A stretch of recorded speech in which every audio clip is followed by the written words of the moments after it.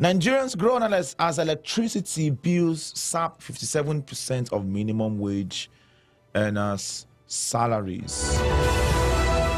And Magun Atiku Wike comes in a make or ma PDP governors meeting. Stakeholders lament avoidable deaths on Anambra highways. Osun residents express frustration over latest increment in PMS pump price. AFCON 2025 qualifier, Nigerian government to intervene with Super Eagles player stuck in Libya.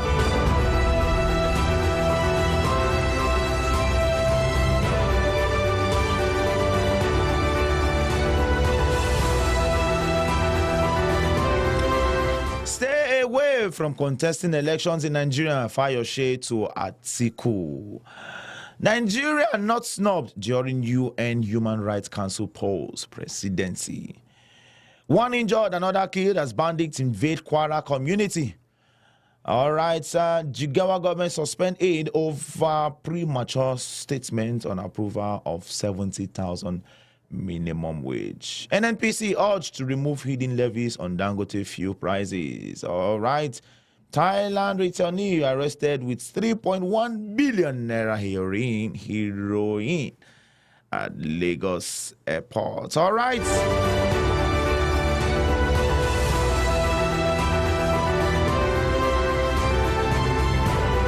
And from the Punch, biggest stories, biggest headlines. Today's biggest headlines from the Punch. And this very one here says, this very one here says, Dangote meets marketers Tuesday over new petrol price. Benin, Togo owe Nigeria $5.7 million electricity debt. Is that why? Oh, no wonder some of us no get light. So now the money we Benin and Togo they owe Nigeria. Benin and Togo, please, you should pay your NEPA bill. Please pay your NEPA bill so that we'll see money to.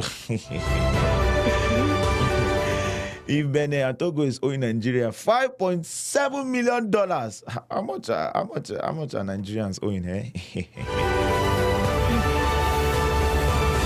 My brother, if you ask me now, who I go ask? PDP crisis, Damago camp. Anti-Wike governors may clash today. Please let them clash. They will tell me if they are clash of the Titans now. God never planned suffering for Nigerians or Basanjo. Import duty, FG may ground 60 private jets today. Hope my private jet is not part of the one they want to ground though. FG, Italy finalized talks on 34 new fighter jets. Cooking gas price jumps to 1,500 naira. Now to enter bush, cut firewood now. Oh boy. And the NEA nabbed Thailand returnee with 3 billion naira drugs, seizes 22 billion naira opioids. That guy now for don't hammer waiting no good. It will say that level.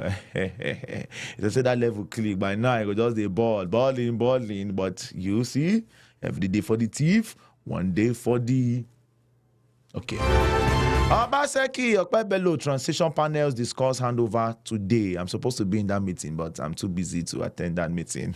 And lastly, from the Punch, biggest stories. Yes, Joshua versus Du Bois. Is it Du Bois? Du Bois system rematch. Date confirmed. They didn't tell me about the confirmed date, but if they tell me, I'll tell you.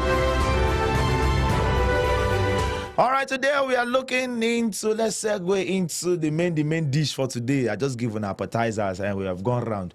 Yes, today we're looking into for the conversation of today, topical conversation for today. We want to begin with okay, so I prepared well, it depends on our time. I just hope we have enough time to take everything. Let's begin with the very first one we have. It says that Nigerians not snubbed during the UN. Do you have that video? The other one? No.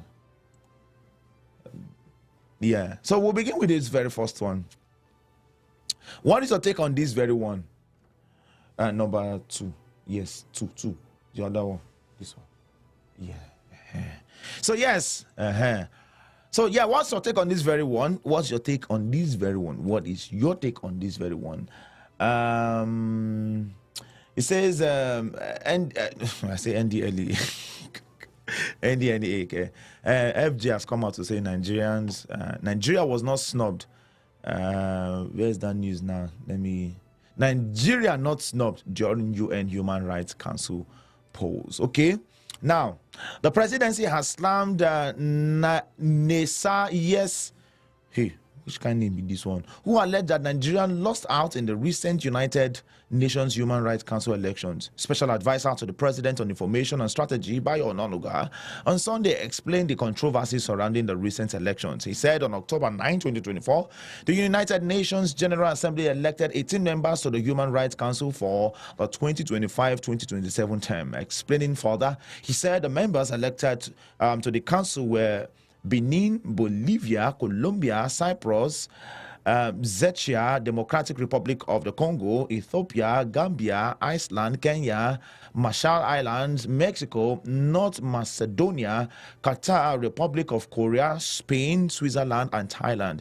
According to the presidential spokesman, the council is an intergovernmental body within the UN system, considering of 47 states tasked with promoting and protecting human rights globally. The election, conducted via secret ballot, determined which nations would fill 3-year terms beginning on January 1, 2025, replacing members whose term expire on December 31, 2024. Among the outgoing members are Argentina, Benin, Cameroon, Eritrea, Finland, Gambia, Honduras, India, Lithuania, Luxembourg, Malaysia, Montenegro, Paraguay, Qatar, Somalia, United Arab Emirates, and United States United. Ononuga also stated that a report on the meeting published by the UN stated that Argentina, Cameroon, Eritrea, India, and Somalia, which had served two consecutive terms, were ineligible. Okay, so I think I should just calm down. Were ineligible for the immediate re-election. Also, Albania, Algeria, Brazil, China, Ghana. Okay, let's leave all this explanation and just hear what's. Let's take a video from Arise News, TVC. I say Arise News. Yeah. So let's take that video.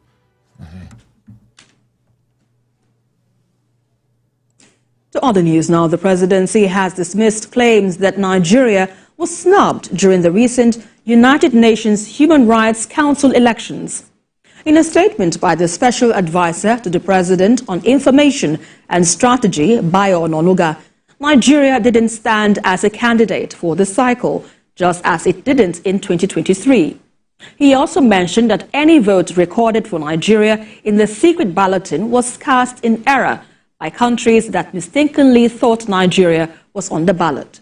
You would recall that the UN General Assembly elected 18 new members to the Human Rights Council for the 2025-2027 term.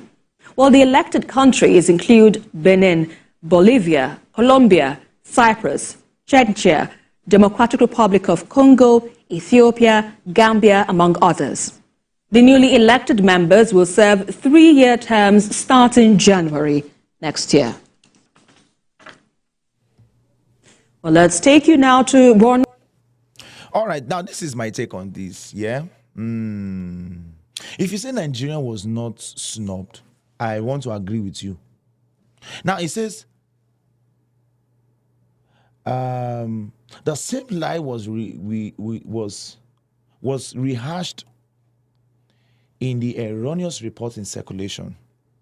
Again, we restate that Nigeria was not on the ballot in the election held on 9 October. Whatever vote was recorded for our country must have been cast in error in the secret balloting by some countries which thought Nigeria was on the ballot. If Nigeria was not on the ballot, what kind of error at that level would happen? Can this kind of error, Nigeria was not in the ballot, but Nigeria got some votes? Is that possible? I mean, I'm just, don't mind me. I don't know if I'm shouting. I don't know if I'm shouting, but if you say Nigeria was not in the ballot, then how did Nigeria now get votes? We'll take our very next video on this, still on this conversation, all right? We'll take the very next video, and then we'll continue from there.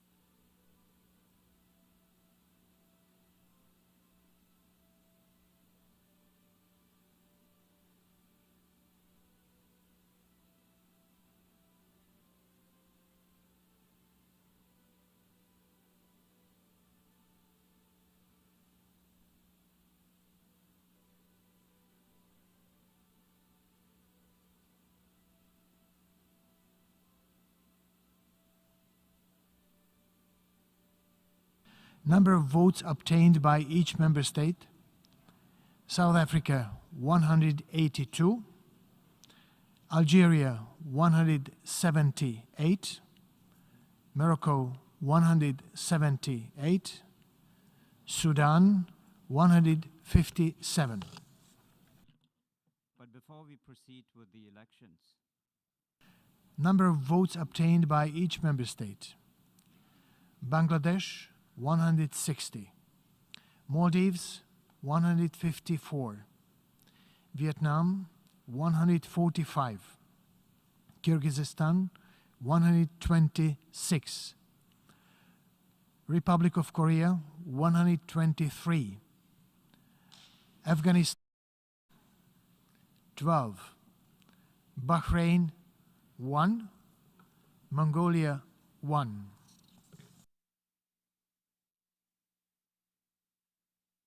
Number of votes obtained by each member state: Georgia 178, Romania 176.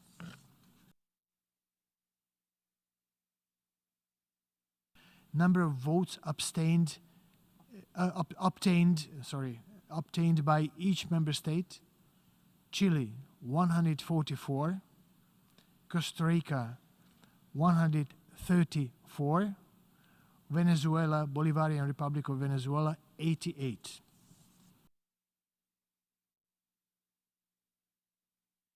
Numbers of votes obtained by each member state: Belgium 169, Germany 167, San Marino 1. but before we proceed with the elections,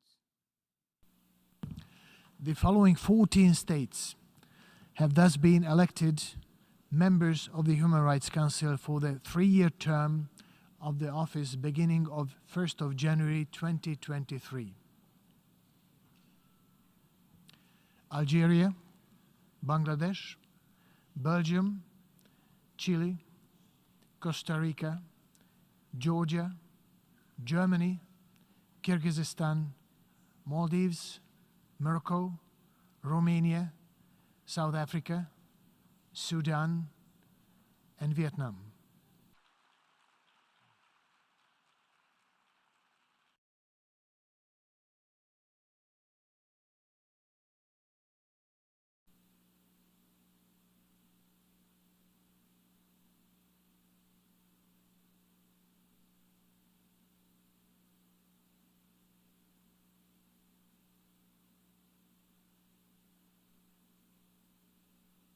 Number of votes obtained by each member state: South Africa 182, Algeria 178, Morocco 178, Sudan 157.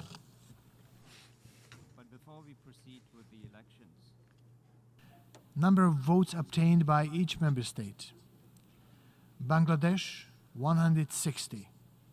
Maldives, 154. Vietnam, 145. Kyrgyzstan, 126. Republic of Korea, 123. Afghanistan, 12. Bahrain, 1. Mongolia, 1. All right. Let's leave it at that. Now, I had to repeat that video to be very sure. All right, if Nigeria was mentioned, so we can agree with what's his name now? We can agree with Ononuga that Nigeria was not in the ballot. But then the question is, South Africa was mentioned, and other African states was mentioned, and all that. Other African countries. Now, when it comes to, was Nigeria mentioned? How many votes? 1 vote. Okay, so I'm not sure I heard that. All right, so whichever way. Now, this is what I'm thinking.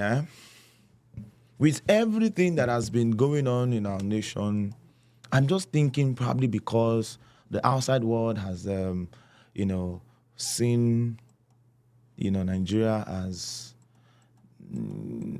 not really serious when it comes to human rights. So hence there was no need for them. I mean, you cannot say you are.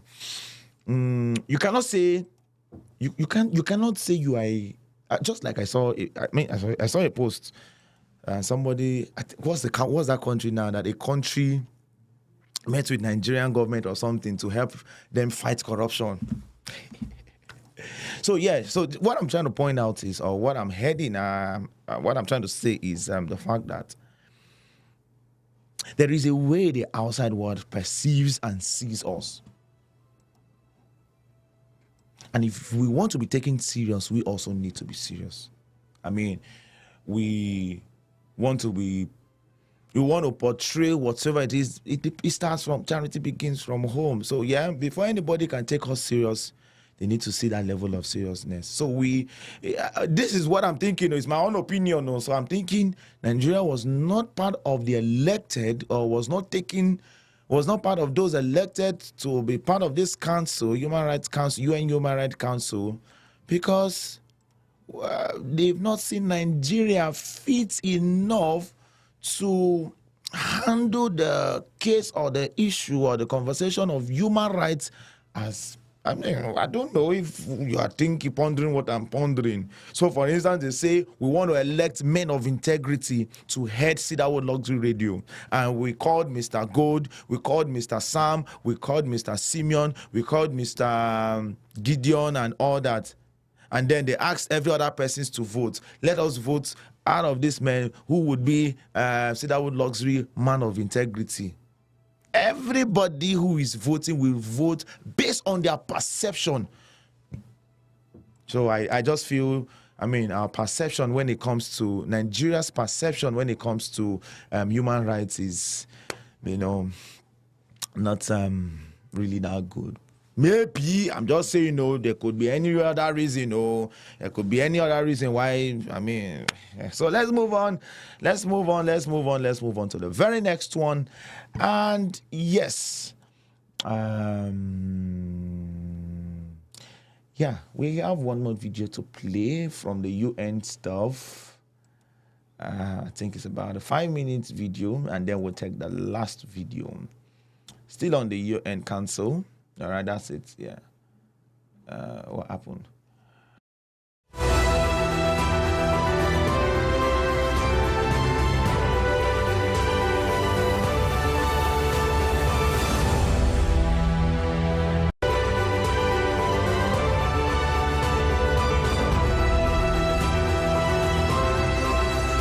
All right. Let's take this our next video, and then we'll take our last.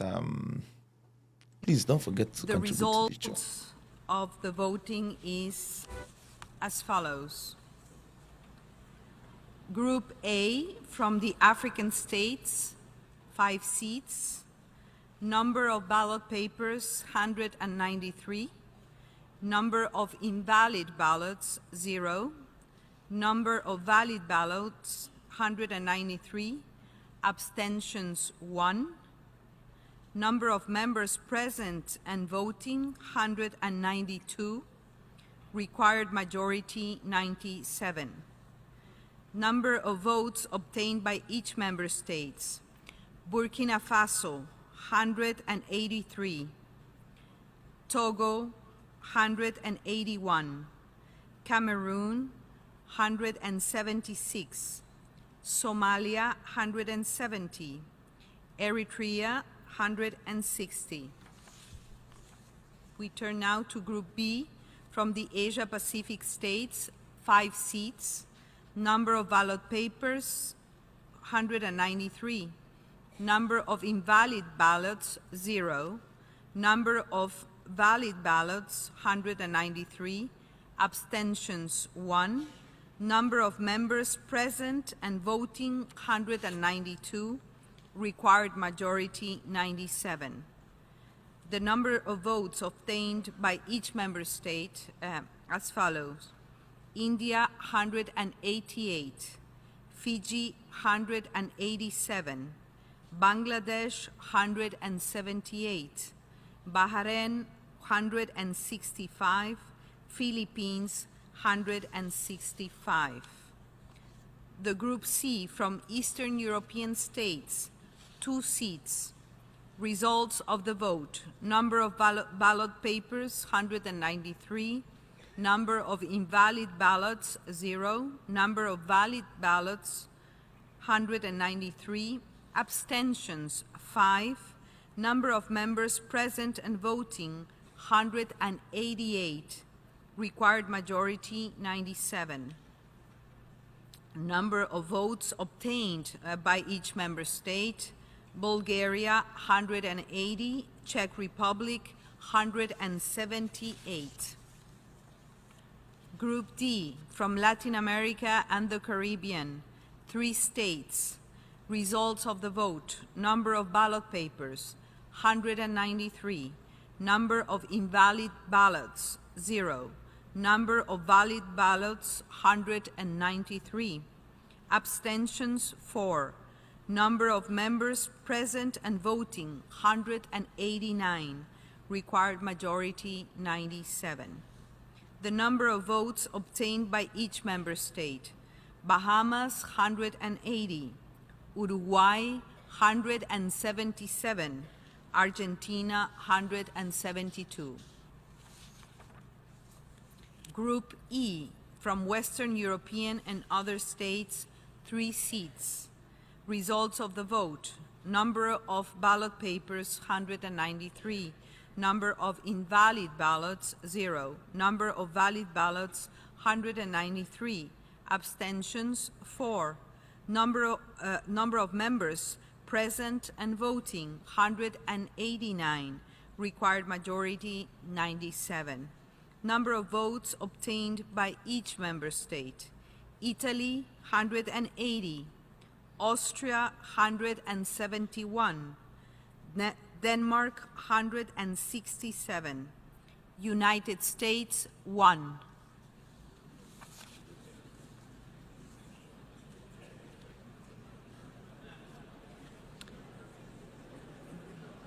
The following 18 states have thus been elected members of the Human Rights Council for a 3-year term of office beginning on 1st January 2019, and I will read from alphabetical order.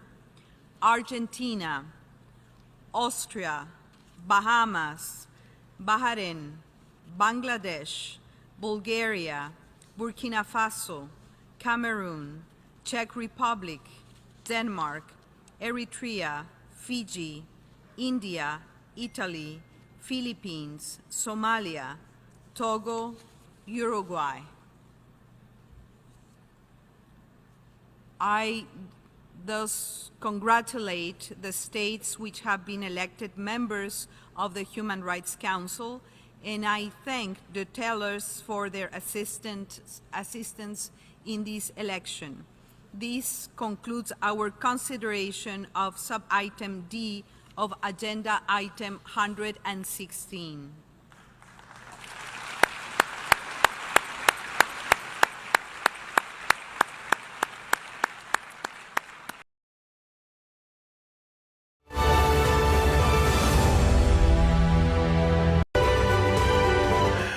All right. So yeah, one of my colleagues just stepped into the studio while the video was going on, and we're just talking about this thing, and the question he asks, why was Nigeria not in the ballot? If presidency claimed that Nigeria was not in the ballot, are they not part of African countries? Are they not part of UN?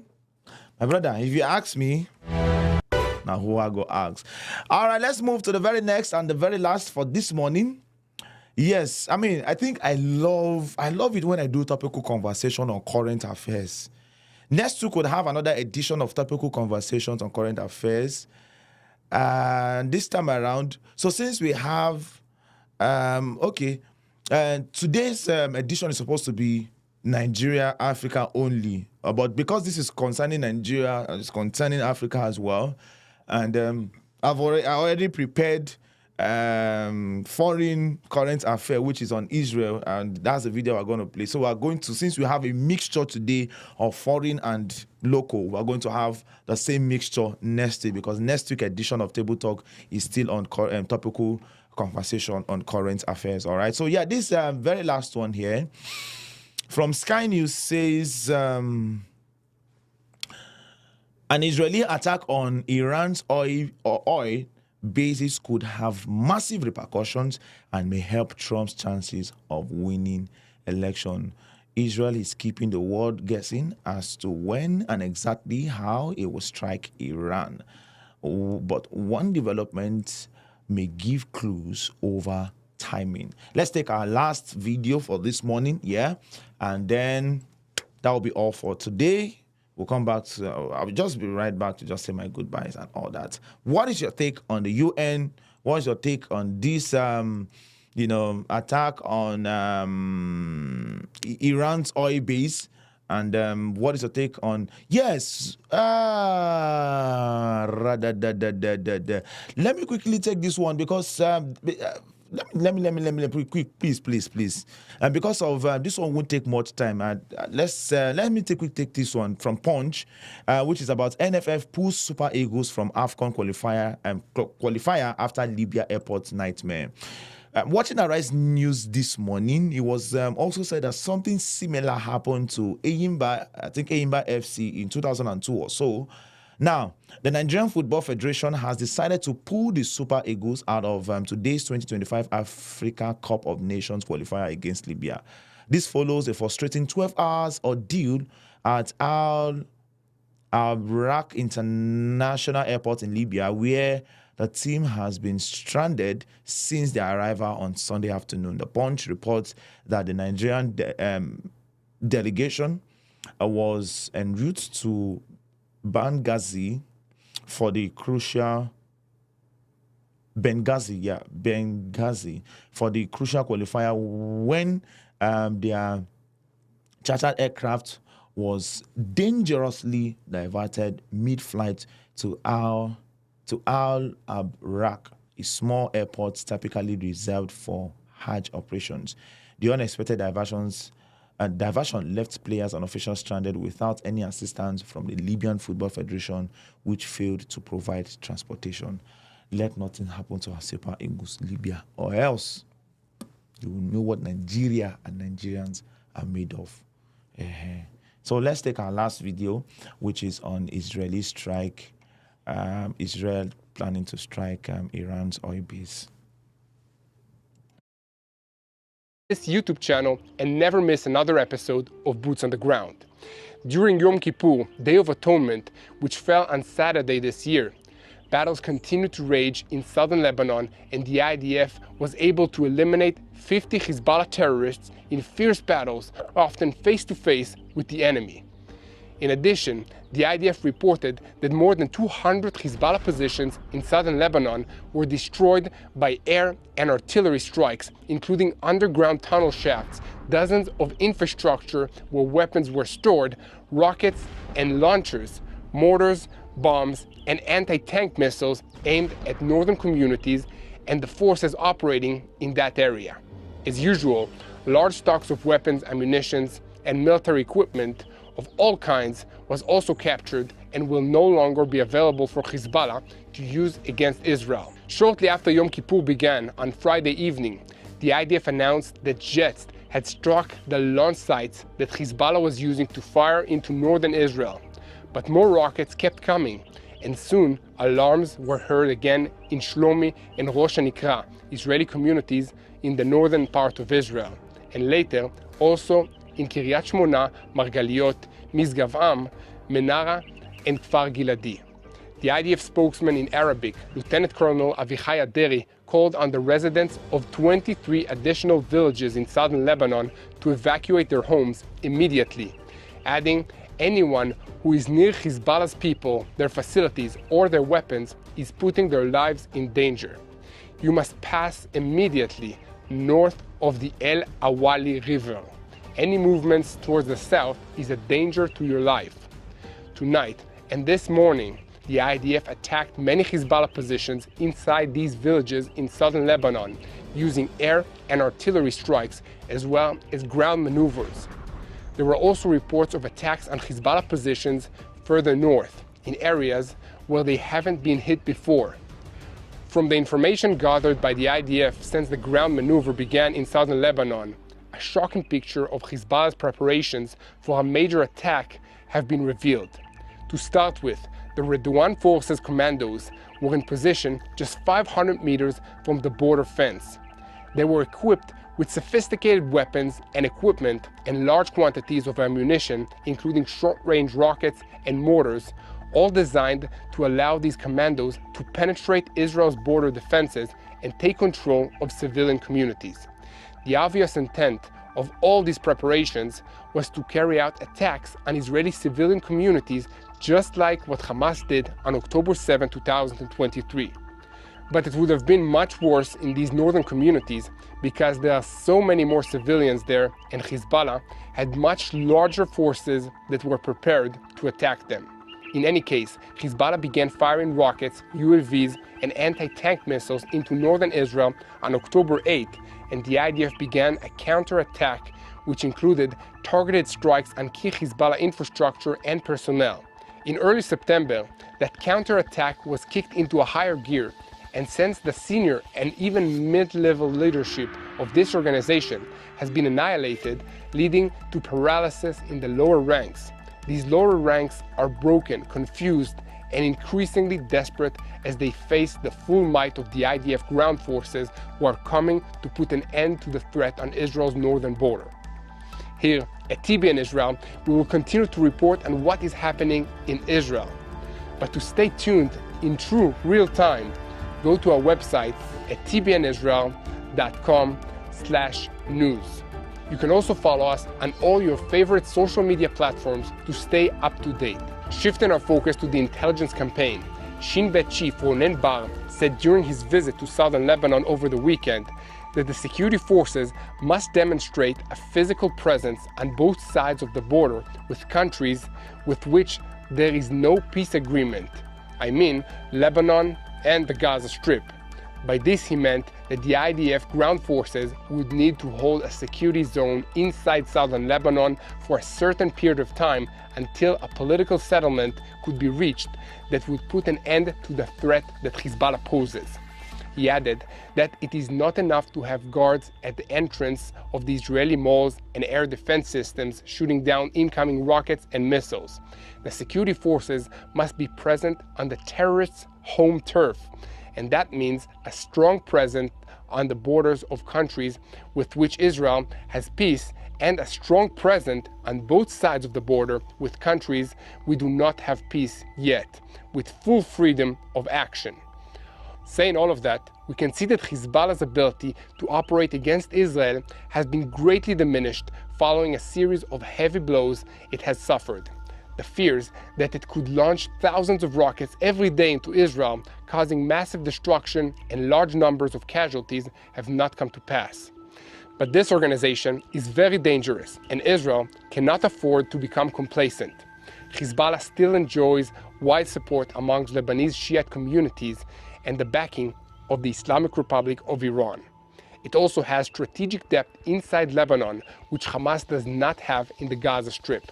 The Bekaa Valley in central Lebanon is a Shiite stronghold that Hezbollah can continue to draw from and fall back into if necessary, and the IDF might have to follow them there to continue the battle. This is not to even mention Syria, which is much larger than Lebanon. Iran controls vast areas of Syria near the Lebanese border, and it sends weapons to Hezbollah through this border. It also makes its territory available to Hezbollah for training, regrouping, and even firing weapons into Israel. Speaking of which, Hezbollah made sure to launch dozens of rockets into the Galilee communities throughout Yom Kippur, Day of Atonement. This included the region of Haifa Bay, with more than 35 weapons fired into this area, doing some damage to buildings and wounding 3 people. Amongst the weapons that were fired into Israel over the holiday was a UAV that, according to the IDF, crossed into Israel from Syria, exploding in an open area in the northern Golan Heights. In addition, the IDF said last night that 2 UAVs crossed into Israel from the territory of Lebanon and reached the center of the country. One of them was intercepted while the other hit an elderly care facility in Herzliya. The wounded from all of these attacks, as well as those that were injured from when they fell as they ran to a protected space, and hundreds of other people who were injured in the usual accidents and injuries that accompany Yom Kippur every year, were treated by our friends at Magen David Adom. Magen David Adom is Israel's emergency medical response team. They have 35,000 employees and volunteers and hundreds of vehicles, including ambulances, medical scooters, helicopters, and even boats to reach and treat people who are hurt, wounded, injured, sick, or having a baby. On Yom Kippur, Day of Atonement this year, Magen David Adom treated dozens of people who had been hurt in accidents while taking part in the tradition of riding bicycles through the empty streets, and they also helped deliver over 100 babies, including one who was born in the ambulance on the way to the hospital. The work they do is miraculous, but it's also just another routine day at the office for these amazing.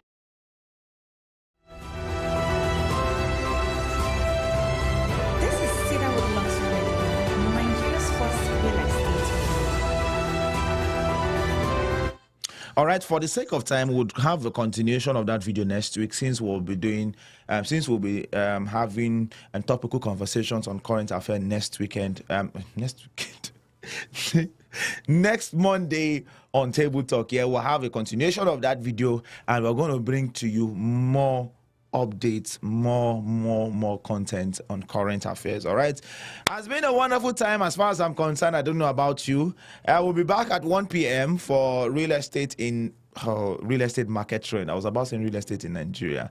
All right, for the real estate market trend, where we'll bring to you latest trends, latest updates, latest news, everything new in the real estate industry. Thank you. God bless you all, and see you all again at 1 p.m.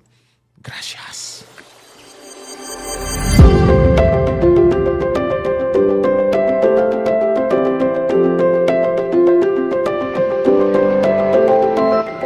Hello viewers, welcome to Billionaire City by Cedarwood. My name is Patrick Philip Ongenewari. I'm a business development executive, and I have here with me. My name is Munachi Beta. Come with us.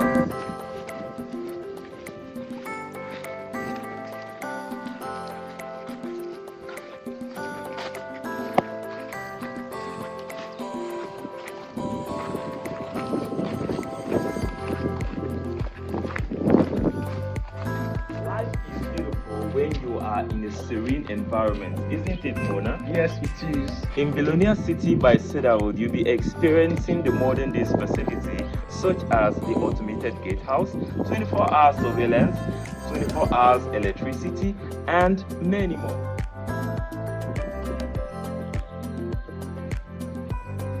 Millionaire City by Cedarwood is sharing proximity with the Asaba International Airport, rich tech-proofing industry, the popular known Opanam City Gate, and many more. Millionaire City by Cedarwood is currently selling at 20 million naira per 464 square meters. Why don't you take the opportunity today and grab a plot at Millionaire City by Cedarwood? Hey, master, why you play all this grammar? Sure. Oh, okay, because you don't know, say when you dey stay for where your mind cool, where they say you dey enjoy the shop life. You know, they say before when you go dey blow the grammar self, you don't go to know why they say you go dey blow. As I dey talk like this, oh, okay, because my melody totori, we dey do me. Oh, okay, because where would they go now? Because if I see the grammar, I go blow you come up myself. Oh my brother. Yeah.